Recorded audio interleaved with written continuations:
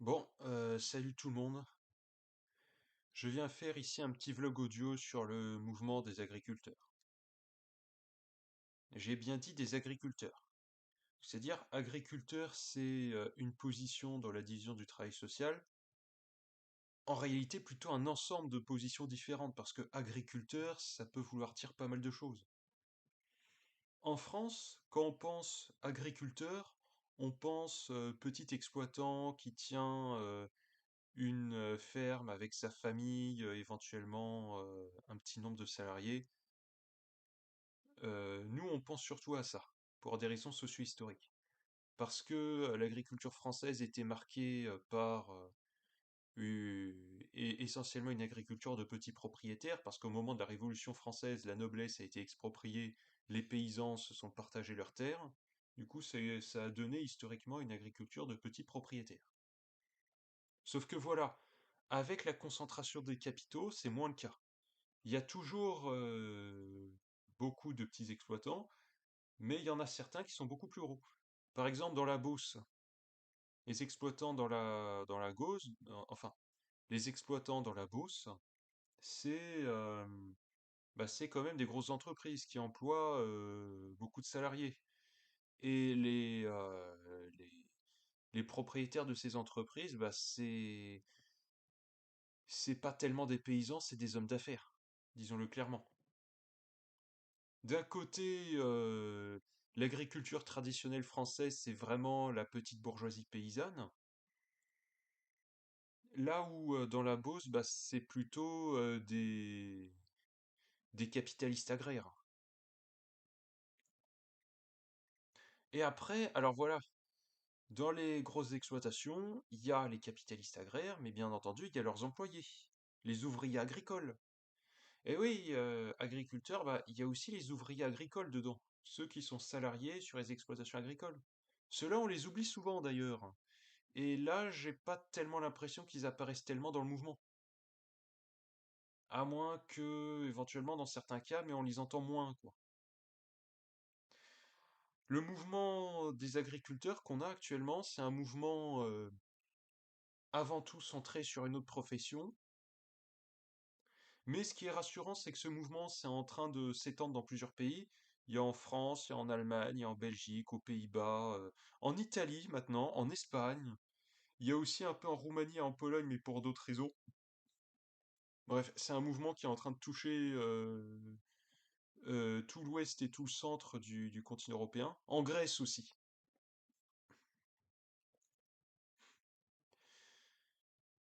Donc, on a fait un petit état des lieux de cette profession relativement diverse. Mais pourquoi est-ce que ça se mobilise? En fait, parce que autant les gros exploitants, ils arrivent à...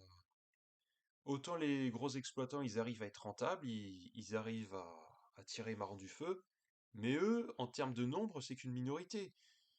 Beaucoup d'agriculteurs restent encore des petits exploitants, et eux, ils galèrent. Parce que d'un côté, on leur demande alors toujours plus de normes écologiques, sanitaires, etc. Bon, j'ai rien contre en tant que tel, c'est une bonne chose, sauf que en même temps, on leur demande de produire toujours plus, on met du libre-échange qui les met en concurrence avec les grosses exploitations, ce qui fait qu'ils peuvent pas tenir à cadence, ils se retrouvent de plus en plus endettés, à devoir bosser de plus en plus, à s'endetter toujours plus à force de devoir acheter des trucs, augmenter les capacités de production et mon cul sur la commode. Et résultat, ils en peuvent plus. Il y a fréquemment des agriculteurs qui se suicident. Pas qu'en France, hein, aussi ailleurs. C'est terrible. En fait, le problème, c'est qu'on leur fait des injonctions contradictoires. Ouais, limiter les phytosanitaires, mais en même temps, il y a eu une promotion de méthodes d'agriculture globale qui polluent beaucoup et qui reposent beaucoup sur les phytosanitaires. D'un côté, on leur demande de les réduire, mais de l'autre, il y a une promotion active de techniques d'agriculture qui reposent énormément dessus. Les monocultures sur grande surface, très mécanisées, avec des variétés sur le papier très productives mais très fragiles, ça repose énormément sur les phytosanitaires. On leur demande aussi de moins rogner sur les espaces naturels, alors que les méthodes qui ont été promues sont très polluantes. Et là-dedans, bah, il y a aussi le rôle de l'UE. L'UE, alors cette histoire de marché commun, de traité de libre-échange, non seulement à l'intérieur, mais aussi avec l'extérieur, le Chili, le Kenya, une tentative avec le Mercosur, la Nouvelle-Zélande et même bientôt l'Ukraine. Enfin même déjà l'Ukraine. C'est, c'est une catastrophe. Agriculture et élevage d'ailleurs aussi, parce qu'il y a les agriculteurs éleveurs dans le lot. C'est, c'est une horreur. D'un côté, on demande aux agriculteurs de respecter des normes écologiques de plus en plus sévères, mais en même temps, on met leur production en concurrence avec des productions issues de pays qui ne respectent pas du tout ces normes. Si on impose des normes écologiques, on ne peut pas en même temps faire du libre-échange avec des pays qui ne les respectent pas, ça n'a aucun sens. Or, c'est ce que prône l'UE. C'est ce que prône l'UE et ce qu'elle continue à prôner, et bref, c'est du grand n'importe quoi. C'est un vlog audio, donc ma pensée est pas très construite, c'est assez brouillon, c'est assez déstructuré. Je suis désolé pour ça, mais bon, j'ai beaucoup de choses à faire, mais en même temps, j'ai envie de parler de sujets d'actualité, du coup, j'utilise ce genre de format. Attal, il avait sorti de premières mesures vendredi, puis là, il vient faire un discours de politique générale. Ouais, mais concernant l'agriculture, c'est que des mesurettes. Aucune remise en cause du libre-échange en tant que tel. Ouais, Macron, il essaie de négocier pour la volaille ukrainienne, pour le Mercosur, il va parler à Pustula. Ouais, bah, tu parles, Macron, Macron, il a dit qu'il est contre le Mercosur, il veut placer des restrictions aux volailles importées d'Ukraine. Oui, mais bon, Macron, il dit tout et son contraire, et Pustula, c'est qu'une vieille sorcière qui peut bien aller se faire foutre. Voilà. Hop, ça c'est dit. Mm. Discours d'Attal, c'était du blabla de politiciens. Et il n'y a pas que moi qui le dis, hein. Les agriculteurs, ils le disent. Les agriculteurs qui se mobilisent, pour eux, Attal, c'est juste du blabla, c'est juste des beaux discours de politiciens avec zéro mesure d'importance, parce qu'il n'y a que des mesurettes, dont un certain nombre qu'il avait déjà prononcé vendredi. Rien de plus. Or, voilà, dans le viseur des agriculteurs, il y a les accords de libre-échange, notamment au niveau de certaines organisations. Je vais bientôt reparler là des différents syndicats. Bref, je vais parler des différents syndicats et du rôle trouble de certains. Bref, voilà, l'agriculture, souffre énormément du libre-échange par chez nous, et c'est d'ailleurs pour ça que ça se mobilise sur tout le continent européen, avec sur des raisons fondamentales. Donc les injonctions contradictoires, d'un côté toujours plus de normes, mais de l'autre du libre-échange avec des pays qui ne les respectent pas. Le coût, le coût de leur activité, l'endettement, bref, c'est à peu près les mêmes revendications.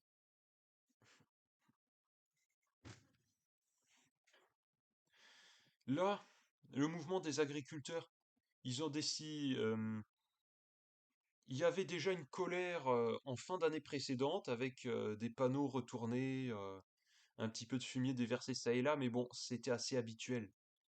C'est des trucs qui arrivent assez régulièrement depuis les dernières décennies en France. Sauf que en Allemagne, début de cette année, là, ça s'était mobilisé plus fort, et en France, ils ont décidé de hausser le ton aussi. Là, en France, c'est en train de... Bah, ils ont décidé de mettre en œuvre des blocages sur les autoroutes. Semaine dernière, ils ont fait quelques blocages, ils sont rentrés le week-end pour se reposer. Là, ils sont repartis sur des blocages plus intenses. Et il y a même un convoi d'agriculteurs qui est en train de se diriger vers Paris, qui tente de le faire. Ça, on va en reparler aussi. Bref, ils sont pas convaincus des discours du gouvernement. Eux, ils veulent faire accepter toutes leurs propositions, et des propositions fortes, parce que ça fait depuis des décennies qu'ils subissent les problèmes que j'ai mentionnés. Du coup, à un moment, la coupe est pleine.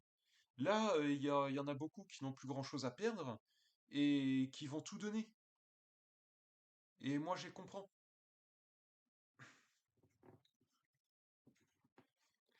Concernant les acteurs de la mobilisation, alors il y a 5 syndicats agricoles. Il y a la FNSEA, donc c'est le syndicat majoritaire, le syndicat principal où on trouve notamment les gros exploitants, mais aussi des petits. FNSEA, en fait, c'est un gros syndicat corporatiste, avec donc les gros exploitants, notamment ceux de la Beauce, mais aussi pas mal de plus petits. Il y a Jeunes Agriculteurs, alors c'est entre guillemets la filière jeune de la FNSEA, avec des agriculteurs de moins de 38 ans. Ils sont sur des positions très proches, les deux se ressemblent. Ensuite, il y a Coordination Rurale. La Coordination Rurale, c'est une scission de la FNSEA qui avait à la base à peu près les mêmes idées, mais qui était partisane de modes d'action plus radicaux. Il y a enfin la Confédération paysanne et le MODEF. Alors, le MODEF, c'est un mouvement d'exploitants familiaux qui a été fondé il y a plusieurs décennies déjà, mais qui est en train de décliner continuellement. Il est notamment supplanté par la Confédération paysanne qui, contrairement aux autres syndicats, contrairement à la FNSEA, aux jeunes agriculteurs et à la Confédération rurale, Confédération paysanne, comme le MODEF d'ailleurs, c'est plutôt des syndicats agricoles, mais plutôt ancrés à gauche. FNSEA et jeunes agriculteurs, c'est plutôt à droite. Confédération rurale, alors eux, c'est plutôt droite dure. MODEF et Confédération paysanne, ils sont à gauche. Ces différents acteurs ont des propositions différentes. La FNSEA, c'est un syndicat qui est pas mal tiraillé entre sa direction et sa base. La FNSEA, c'est un syndicat qui a des liens avec l'agro-business, qui a dans ses rangs des gros exploitants qui ont tiré parti du libre-échange, du marché commun, qui sont favorables à l'UE, qui sont favorables à des restrictions de normes écologiques, environnementales, etc. Bref, la FNSEA a des liens avec des secteurs qui ont milité pour des politiques qui ont mené à là où on en est actuellement. Marché commun, libre-échange, etc. Donc il y a une certaine duplicité de la part de la FNSEA. Mais en même temps, elle a une base de plus petits exploitants plus précaires qui, eux, ont au contraire certaines oppositions au libre-échange et préfèrent militer contre ça. Alors, je parle du libre-échange, mais il faut aussi que, oui, j'ai oublié certaines revendications. Les agriculteurs, ils se plaignent d'être saignés par les intermédiaires, donc les grossistes, les centrales d'achat, et par la grande distribution, qui se font des marches sur leur dos. C'est vrai, le prix de 6 œufs en magasin, c'est équivalent au prix de 100 œufs achetés à des agriculteurs, c'est du grand n'importe quoi. Les agriculteurs, ils viennent aussi se mobiliser contre les intermédiaires et la grande distribution qui leur impose des prix de merde, où ils sont limite obligés de vente où c'est limite des prix de vente à perte, et où à côté, les grossistes, les gros grossistes et les grosses enseignes se font des marges de malades. Bah oui, et ils ont raison de s'opposer à ça. FNSEA, donc je disais, il y a une certaine duplicité entre des gros exploitants qui sont des hommes d'affaires qui font de l'agro-business, qui ont profité du libre-échange, qui sont européistes, qui ont des liens favorables avec les intermédiaires, la grande distribution qui leur permettent de tirer leur épingle du jeu. Donc dans la FNSEA, il y a ça, mais il y a aussi des plus petits exploitants qui au contraire souffrent de la situation actuelle et qui appellent à des mobilisations. Du coup, la direction de la FNSEA doit sans intérêt, enfin, la, la direction de la FNSEA doit sans arrêt arbitrer entre des intérêts internes un petit peu contradictoires. Coordination rurale, alors c'est un syndicat qui est essentiellement composé de petits exploitants, Bien à droite, il y a un côté un peu poujadiste avec eux.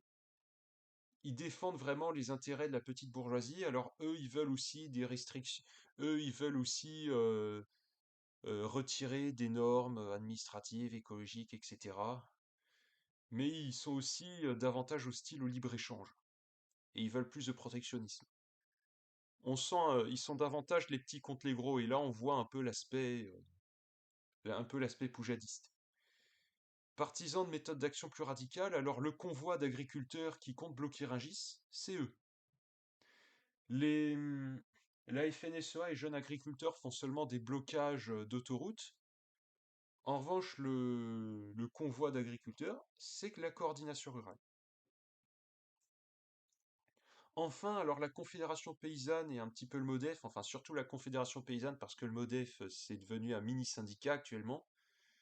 C'est des syndicats qui sont en faveur d'une agriculture écologique, durable, plus conforme à notre environnement, novatrice, etc. Donc c'est des gens qui sont d'accord avec les normes écologiques, qui sont en faveur d'une agriculture écologique durable, vraiment, et qui vont en revanche dénoncer le libre-échange.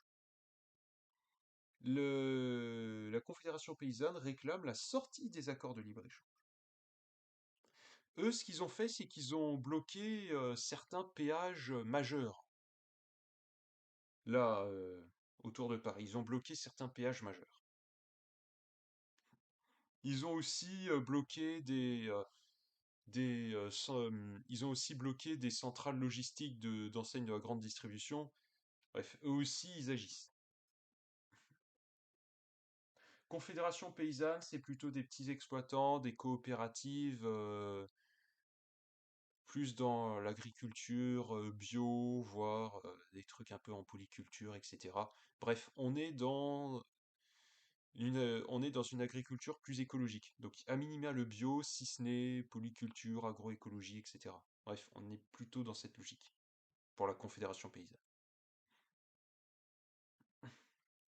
Moi, honnêtement, je trouve que la Confédération paysanne, je suis un peu plus proche de leur position parce que moi, d'un côté, je suis plutôt écolo, je suis favorable à ce qu'il y ait des normes environnementales, à ce qu'il y ait des normes sanitaires sur les produits, pour qu'il y ait une bonne qualité des produits et pour que leur production soit peu dommageable pour l'environnement, qui ait une limitation des dommages sur les environnements. Moi, d'un côté, je suis favorable à ça, mais en même temps, je suis vent debout contre le libre-échange, parce que d'un côté, avoir des normes strictes, et en même temps avoir du libre-échange, c'est radicalement incompatible. Et là-dessus, sur leur position, grosso merdo, je leur donne un peu raison là-dessus. Après, je connais pas le détail, hein. Je vais parler pas mal de trucs, du coup, je peux pas trop détailler. La Confédération rurale, eux, ils veulent aller bloquer Rungis. Au fond, je suis un peu d'accord parce que le, les, euh, les luttes habituelles, les gouvernements, ils font semblant d'écouter, ils ouvrent la bouche, ils bougent la langue, ils agitent les bras, ils jouent la montre, ils font semblant de faire des trucs, grand débat et mon cul sur accommode. Ils posent des questions et font des réponses orientées de manière à ne sélectionner que ce qui les arrange. Dans les contributions, ils font vraiment le tri, hein, beaucoup qui sont perdus. Et finalement, ah bah, il y a des trucs qui ont été oubliés. Vous vous rappelez le grand débat à propos des Gilets jaunes? Ah bah c'est complètement passé à la trappe. Voilà, à chaque fois qu'il y a une contestation, ils jouent la montre le temps que ça s'essouffle, et après, ils oublient tout ce qui va pas dans leur sens. Du coup, les agriculteurs, ils ont raison de mettre la pression. Ils ont raison de faire des vrais blocages. Moi, honnêtement, le blocage de Rungis, alors d'un côté, c'est un centre névralgique important, mais de l'autre, s'il n'y a pas d'action radicale effectuée, le gouvernement ne va pas les entendre. Il faut non seulement qu'il maintienne la pression, mais surtout qu'il l'augmente continuellement et rapidement. Pour pas que la lutte s'éternise, parce que si la lutte s'éternise, elle va finir par s'essouffler, et ça fait le jeu du gouvernement, il faut monter continuellement en pression. Alors ouais, il y a un risque de accru de confrontation, mais là où ils en sont, ils n'ont pas grand-chose à perdre. S'ils veulent sauver leur profession, il faut qu'ils fassent des actions coup de poing. Sinon, le gouvernement va les ignorer. Gouvernement, ouais, alors, le discours d'Attal, seulement des mesurettes hein, sur l'agriculture. Rien contre le libre-échange, et à côté, il nous sort une logorée européiste. Oui, grâce à l'Europe, la France démultiplie sa puissance, et démultiplie sa souveraineté. Oui, ceux qui regardaient le Brexit, c'est une catastrophe. Alors que non, l'inflation au Royaume-Uni, bah, c'est un peu comme l'inflation liée à chez nous, ça part de la hausse des prix de l'énergie, notamment du fait de l'action des cartels, sauf qu'en plus l'Angleterre, ils sont très dépendants de leurs importations énergétiques. Du coup, quand il y a une explosion des coûts de l'énergie, bah eux, ils se payent une inflation maximale. Et même s'il n'y avait pas eu le Brexit, ils se seraient quand même retrouvés dans cette sauce-là. Donc c'est pas à cause du Brexit. Et il nous sort enfin, oui, tous ceux qui veulent la sortie de l'UE, ils font le jeu d'une puissance étrangère. Enfin, il a sorti quelque chose dans le genre, je me rappelle plus complètement de son discours. C'est un truc d'1h20 rempli de verbiage et de mesurettes. Je dis ça parce que la ligne directrice, ça reste la même, hein. C'est toujours la même merde néolibérale, européiste, libre-échangiste et mon cul sur la commode. Toujours la même merde. À propos de la duplicité de la FNSEA, Trouble-Fait, il avait sorti une vidéo. Il a ressorti une vidéo qui date de 2021 qu'il a décidé de republier. Je l'ai pas vue, mais il y a un certain nombre de choses intéressantes à mon avis là-dedans parce que sur des sujets dans le genre, il fait un très bon boulot. Trouble-Fait. Je vais peut-être mettre la vidéo en description. Je m'intéresse aussi à ce qu'il dit. Euh, Bref, la FNSEA, alors le fait qu'il y ait conciliation entre des intérêts contradictoires, on voit que d'un côté ils sont partisans de blocage, mais de l'autre ils refusent d'aller bloquer Rungis. Bah oui, parce que il y a des gros exploitants dans la FNSEA qui n'ont pas trop envie de se mouiller, qui ont beaucoup plus de choses à perdre pour qui la situation n'est pas si mauvaise. Du coup, forcément, les méthodes radicales, ils n'ont pas envie. En revanche, la coordination orale, donc eux, c'est davantage essentiellement des petits exploitants. Du coup, ils veulent aller jusqu'au bout. Ils étaient partis hier, ils étaient partis d'Agen, dans le sud, sud-sud-ouest à peu près, et ils remontent tout doucement vers Paris. Ce matin, la gendarmerie et les CRS ont essayé de les bloquer, sauf qu'eux, ils sont déterminés, c'est des agriculteurs, premièrement, c'est des durs au mal. Les difficultés, c'est pas ça qui va les arrêter. Deuxièmement, ils ont leur tracteur. Ce qu'ils ont fait, c'est qu'ils ont arraché des rambardes de sécurité, puis ils ont coupé à travers.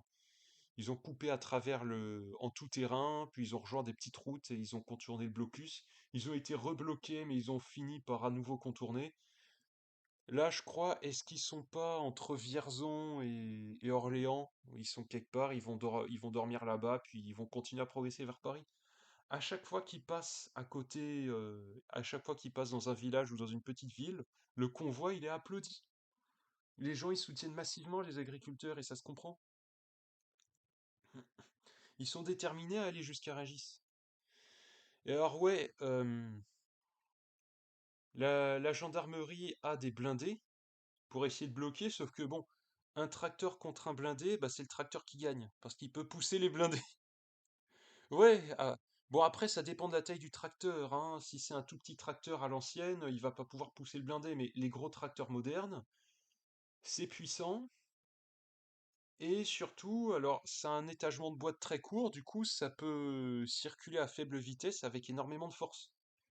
Du coup attention. Puis bon, si jamais il y a des blocages à certains endroits, bah, ils peuvent toujours couper à travers champs parce que bon, un tracteur, c'est tout terrain. Blocage de Rungis, d'un côté, ça va avoir beaucoup de conséquences, mais honnêtement, je souhaiterais qu'ils le fassent. Je sais pas si ça va être possible parce que plus ils vont se rapprocher de Rungis, plus ils vont avoir des bâtons dans les roues. Mais voilà, dans la situation où ils sont, il faut des actions radicales.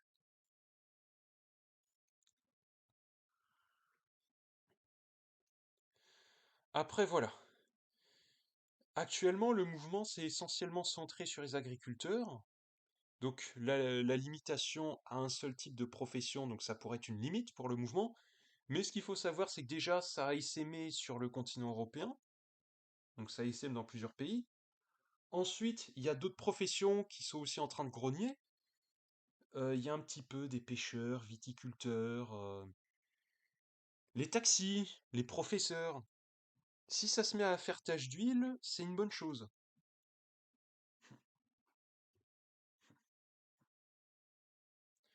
On va voir ce que ça va donner. Il faut continuer à radicaliser. Il faut continuer à radicaliser de plus en plus jusqu'à ce que le pouvoir cède vraiment. Quand je dis cède, c'est pas juste en parole, c'est en acte, avec des actes concrets.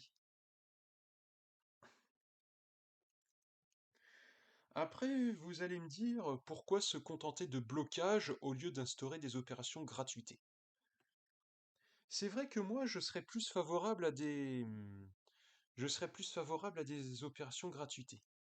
Après, pourquoi c'est pas le cas?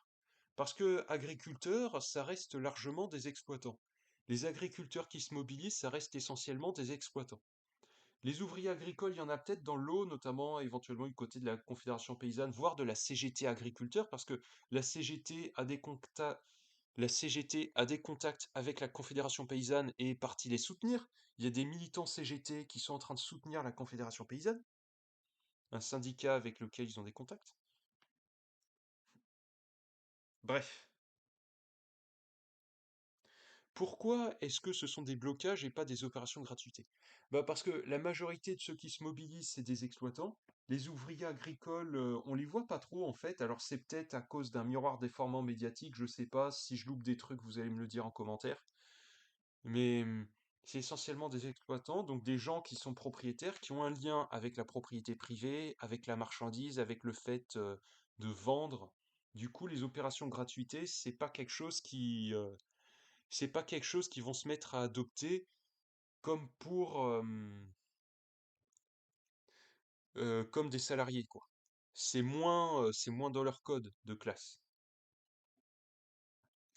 Après, alors, il y a quand même des moments où, genre, ils déversaient certains produits par endroit et les gens, ils pouvaient se servir. Donc, c'est peut-être des sortes d'opérations gratuites indirectes, mais c'est pas vraiment ce qui est visé en tant que tel. Moi, ce que j'ai peur, c'est que la FNSEA finisse par retourner sa veste. Parce que la FNSEA est traversée par des intérêts contradictoires, mais j'ai peur qu'à force, l'intérêt des gros exploitants finisse par primer, et j'ai peur que, ils cherchent à trop endormir le mouvement, ce qui risque de mettre à mal sa radicalité et de,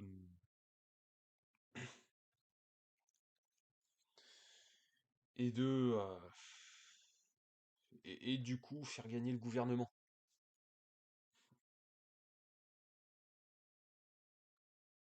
Ouais. Je suis très remonté contre le gouvernement, je soutiens une partie des revendications des agriculteurs parce que moi, d'un côté, les réductions de normes, je suis pas d'accord. Il faut des normes environnementales et sanitaires, ça c'est important. Après, est-ce que certaines sont justifiées ou pas? Je sais pas, je les connais pas toutes, hein. C'est extrêmement complexe ces trucs, je connais pas tout. La paperasse, c'est pas trop mon truc. En revanche, le libre-échange, je suis d'accord et il faut s'y opposer frontalement. Voilà. Le libre-échange, il n'y a que les plus gros qui gagnent. Les plus petits, de tous les côtés, ils se font bouffer. Voilà. Voilà. Euh, Est-ce que j'ai autre chose à dire? On va voir comment le mouvement va évoluer. Là, suite aux annonces d'Atal, bah, ils sont pas fait duper, ils sont en train de continuer à radicaliser. Tant que ça continue à se radicaliser, c'est une bonne chose.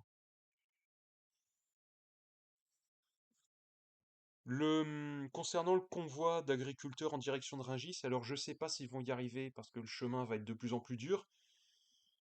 Il y a des agriculteurs qui disaient, il y a des agriculteurs du convoi qui disent c'est un peu comme le Tour de France. Partout où ils passent, il y a une foule qui les acclame. Et bah, disons que en termes de difficulté, c'est un peu comme le Tour. Au début, ça commence tranquillement. Au début, donc ils circulaient simplement sur l'autoroute. C'est un peu comme les étapes de plat du début du Tour de France. Mais ensuite, au fur et à mesure, il y a de plus en plus de difficultés. Là, ils ont commencé à rencontrer des blocages de policiers. Puis là, ils vont en rencontrer de plus en plus. Et généralement, la fin de troisième semaine, c'est ce qu'il y a de plus difficile.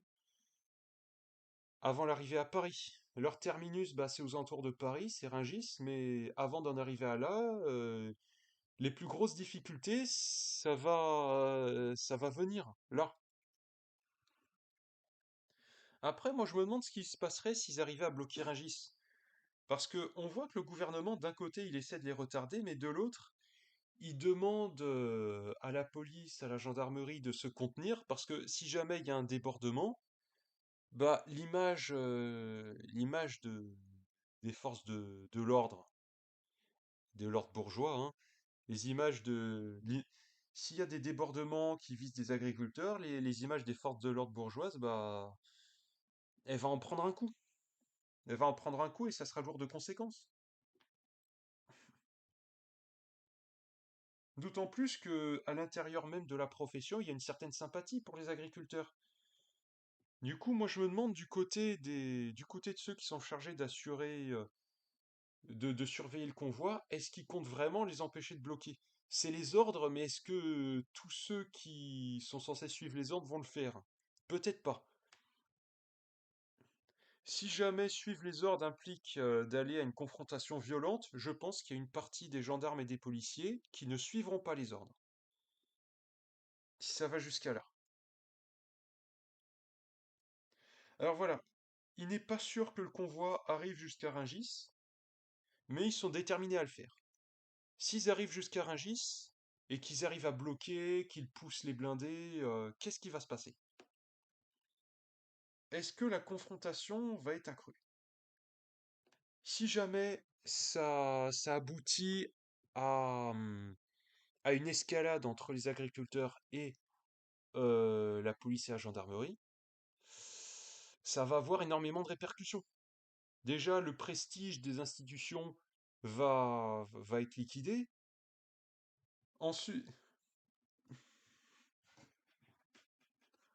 Ensuite, alors, si, si les agriculteurs se font réprimer à Rungis, les autres de tous les côtés, ils vont être choqués, ils pourraient être encore plus remontés contre le gouvernement, ils pourraient eux aussi passer à des actions plus violentes, et la direction de la FNSEA pourrait perdre le contrôle du truc.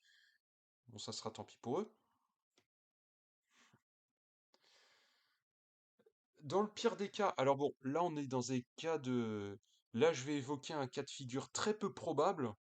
J'en avais plaisanté, je l'avais dit sur le ton de la plaisanterie avec des proches parce que c'est vraiment peu probable que ça arrive. Le truc c'est quelque chose du genre, le convoi arrive jusqu'à Rungis, ça s'échauffe, les agriculteurs arrivent à prendre un peu le contrôle du truc, à côté les blocages se radicalisent toujours plus, le gouvernement se met à paniquer, il fait appel à l'armée pour débloquer la situation, sauf qu'une partie de l'armée se retourne contre le gouvernement et il y a un coup d'État. Bon, c'est un peu tiré par les cheveux, je vous avoue, mais bon, on sait jamais jusqu'où ça peut aller. Pour beaucoup d'agriculteurs, c'est un peu la lutte de la dernière chance. Beaucoup d'agriculteurs, bah, ils sont dans une situation désespérée. Des gens qui sont désespérés, c'est des gens qui n'ont... Des gens qui sont dans une situation désespérée, c'est des gens qui n'ont plus grand-chose à perdre. Et des gens qui n'ont plus grand-chose à perdre, ils peuvent être prêts à beaucoup de choses. Et pour les arrêter, ça peut... et arrêter des gens qui n'ont plus grand-chose à perdre, ça peut supposer d'utiliser des moyens qui risquent d'envenimer encore la situation et d'amener à davantage d'instabilité, jusqu'à la crise politique. Pour rappel, au moment de la guerre d'Algérie, il y avait une telle pression sur l'économie française à l'époque qu'il y avait eu un coup d'État. Et c'est comme ça que De Gaulle a été rappelé au pouvoir et c'est comme ça que la Ve République est apparue. La Ve République, elle est née d'un coup d'État. Et pourrait aussi s'effondrer comme ça. Vous allez me dire que là, je fais un peu une fixette sur un scénario qui est très peu probable. C'est probablement vrai. C'est peu probable qu'un tel scénario arrive, mais honnêtement, je me dis, ce mouvement, là, on est sur une phase ascendante, c'est en train de se radicaliser encore plus, à voir ce que ça donne. Alors, j'ai certaines critiques par rapport aux revendications, quand ça parle de réduire des normes sanitaires, environnementales et tout. Je suis pas trop d'accord parce que moi, au contraire, j'ai une sensibilité écolo. En revanche, je suis d'accord pour dire merde au libre-échange. Je suis d'accord pour la souveraineté alimentaire. Il y a certaines choses dans lesquelles je me retrouve et où il y a certaines revendications où je soutiens complètement les agriculteurs. Voilà, je le dis afin d'être clair.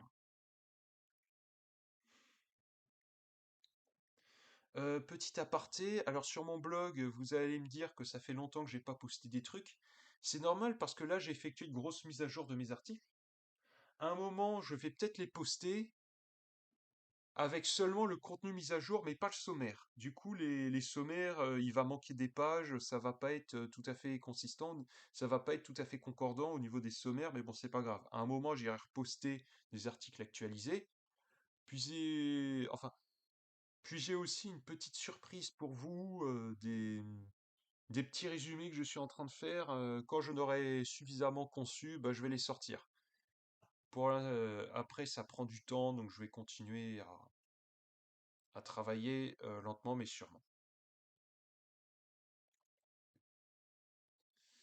Bon, je suis désolé encore une fois pour la pensée très décousue. Alors, j'essaie de réfléchir, voir si j'ai pas d'autre chose à dire. Bon, Macron, pendant ce temps-là, il est à l'étranger, il est en Suède, à dire oui, ouais, oui, qui parle de réguler les trucs, et Macron, c'est une girouette, il est d'accord avec tout et son contraire, selon les circonstances du moment. Faut vraiment pas se laisser enfumer. Les déclarations, les beaux discours des politiciens macronistes, faut vraiment pas se laisser enfumer par ça. C'est des embobineurs professionnels, surtout Macron. Macron, c'est l'embobineur en chef. Faut pas les écouter, faut continuer à lutter, à radicaliser continuellement. Pas se contenter de maintenir la pression, il faut l'augmenter. Il faut l'augmenter limite en pente à minima arithmétique, si ce n'est géométrique. Pourquoi? Parce que il faut que ça aboutisse rapidement pour pas que le mouvement s'essouffle sur la durée. Je sais, je me répète, mais c'est important. Les syndicats agricoles, c'est assez divers, il y a des concurrences entre eux, mais ils sont unis au niveau d'un certain nombre de revendications. Alors, ce qu'il faut noter là, c'est que les actions des agriculteurs, c'est beaucoup plus radical que les trucs de l'intersyndicale de l'année dernière. Bah oui, parce que l'intersyndicale à l'époque, alors pour maintenir l'unité syndicale, ça devait s'aligner sur le syndical plus mou, c'est-à-dire la CFDT. Donc on venait, donc on faisait une manifestation, une grève générale d'un jour toutes les 2, 3 semaines avec des manifestations, ouais, 2 millions de personnes au max, mais ça changeait rien. C'était beaucoup trop mou. Il y en avait beaucoup dans la CGT qui voulaient faire plus, qui étaient plus radicaux que ça. Sauf que, au nom de l'unité, on leur imposait de se rallier au plus petit dénominateur commun, c'est-à-dire des démobilisations molles et espacées qui vont juste épuiser les militants pour rien au final, parce que la mobilisation contre la réforme des retraites, ça a échoué, parce que c'était beaucoup trop mou, notamment à cause de la CFDT. Au nom de l'unité syndicale, on devait faire on devait faire de la merde. Alors moi, j'étais pas aux manifestations parce que moi, je vis dans un lieu un peu vraiment loin des luttes. Et surtout, j'ai très peu de capacité de mobilité, du coup, je peux pas vraiment manifester. Je suis loin des centres de manifestation, je peux pas vraiment me déplacer, du coup, je suis un peu dans le caca, quoi, au niveau des luttes. Je suis isolé socialement en plus, bref. Voilà, je peux pas faire grand-chose à ce niveau-là.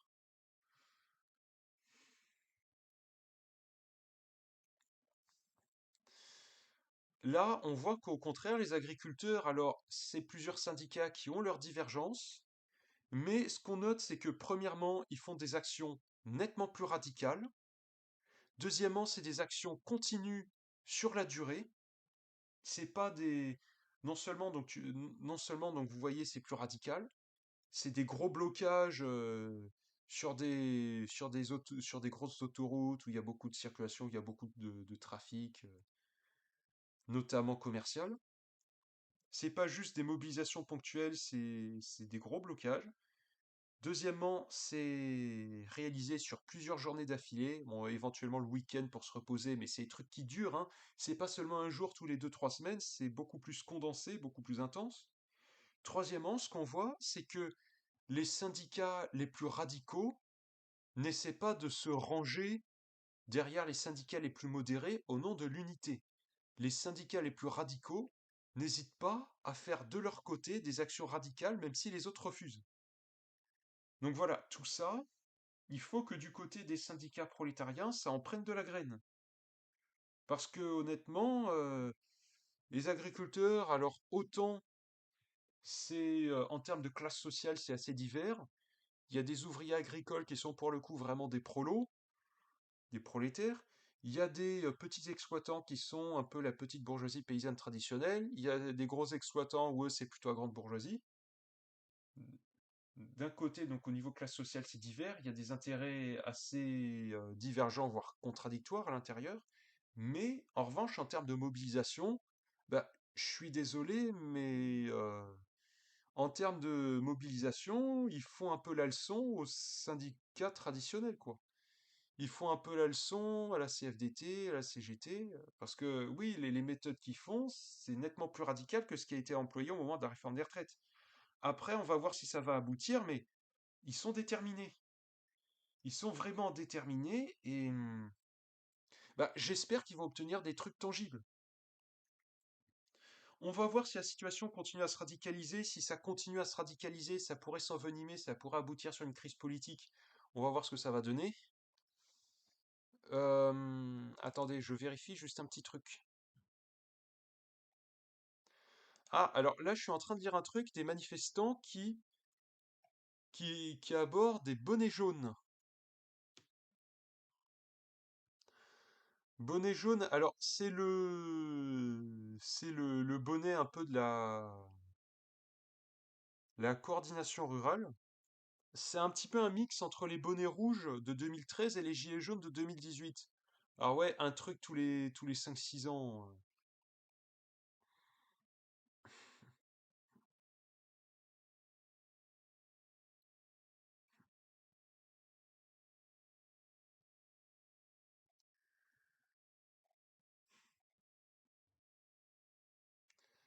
Euh, alors, est-ce que les ex-gilets jaunes vont se rallier? C'est là qui pose la question. Parce que pour l'instant, le mouvement reste avant tout centré sur une profession, même si ça change un peu, même si ça se diffuse. Attendez, là, je suis en train de vérifier un truc. Alors, j'ai cru que la France Insoumise avait voté. Enfin, j'ai cru que la France Insoumise avait déposé une motion de censure. Alors, la France Insoumise a déposé une motion de censure contre le gouvernement Gabriel Attal. Euh,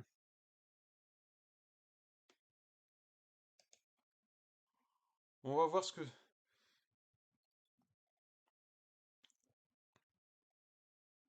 Alors, elle va être votée quand?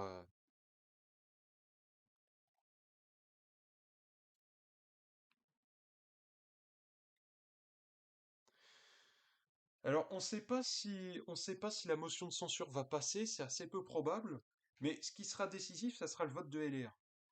LR, ils sont assez remontés parce que il y a une bonne partie de leurs mesures au niveau de la loi immigration qui ont été bloquées par le Conseil constitutionnel. Et à cause de ça, ils sont furieux. LR, ils avaient essayé de radicaliser le contenu de la loi immigration, sauf que leurs trucs, ils sont pas passés au Conseil constitutionnel, du coup, ils sont pas contents.